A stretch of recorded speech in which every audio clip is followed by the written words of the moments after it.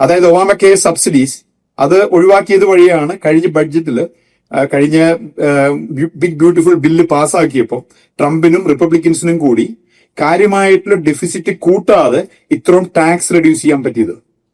ബിസിനസസിനും private സിറ്റിസൺസിനും tax വളരെ കുറച്ചുകൊണ്ടാണ് അവർ കഴിഞ്ഞ പ്രാവശ്യത്തെ ബിഗ് ബ്യൂട്ടിഫുൾ ബില്ല് പാസ്സാക്കിയത്. അതിനകത്ത് ആ സേവ് ചെയ്ത മണി മുഴുവൻ ട്രാഷ് ചെയ്തുകൊണ്ട് ഒബാമ കെയർ സബ്സിഡീസ് കണ്ടിന്യൂ ചെയ്യണം എന്നാണ് ഡെമോക്രാറ്റ്സിന്റെ demand. That is totally a made up demand. അവർ മെജോറിറ്റി കിട്ടിയില്ലല്ലോ, പ്രസിഡന്റും സെനറ്റും കോൺഗ്രസും അവിടെയും ഇല്ല. പക്ഷെ സ്റ്റിൽ ഞങ്ങളുടെ പോളിസീസ് ഞങ്ങൾക്ക് നടപ്പാക്കണം.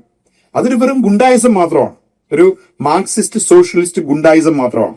രാജ്യം നശിക്കുന്നത് എനിക്ക് പ്രശ്നമല്ല, രാജ്യത്തിന്റെ എക്കണോമി എങ്ങോട്ട് പോകുന്നു എന്നുള്ളത് എനിക്ക് പ്രശ്നമല്ല, നിങ്ങളുടെ ടാക്സ് കൂടുന്നത് ഞങ്ങൾക്ക് പ്രശ്നമല്ല, ഇല്ലീഗൽ ഇമിഗ്രൻസ് ആണ് ഞങ്ങൾക്ക് പ്രശ്നം, അവർക്ക് കൊടുക്കുന്ന കെയർ ആണ് നമുക്ക് പ്രശ്നം, അവരുടെ മെഡിക്കൽ ഇൻഷുറൻസ് ആണ് നമുക്ക് പ്രശ്നം, അല്ലെങ്കിൽ പുറത്ത് രാജ്യങ്ങൾക്ക് കൊടുക്കുന്ന വേസ്റ്റ്ഫുൾ സ്പെൻഡിംഗ് ആണ് നമുക്ക് പ്രശ്നം, ട്രാൻസ്ജെൻഡറിസം ഗ്രോ ചെയ്യാൻ ഉഗാണ്ടയിലേക്കും സാംബിയയിലേക്കും മണി അയക്കുന്നതാണ് നമുക്ക് ഇമ്പോർട്ടന്റ്.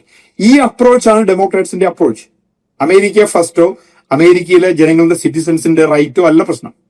ഇവിടെ ഹോംലെസ് വെറ്ററൻസ്, അതായത് അമേരിക്കയ്ക്ക് വേണ്ടി മിലിറ്ററിയിൽ പോയി വാർ നടത്തി വരുന്ന ഹോംലെസ് വെറ്ററൻസ് വഴിയിൽ കിടക്കുമ്പോൾ ഇന്നലെ ബോർഡർ ക്രോസ് ചെയ്തു വന്ന ഇല്ലീഗൽ ഇമിഗ്രൻസ് ആ സ്ട്രീറ്റിൽ തന്നെയുള്ള 5 സ്റ്റാർ ഹോട്ടലിൽ താമസിക്കുകയാണ് സർക്കാരിന്റെ ചെലവിൽ.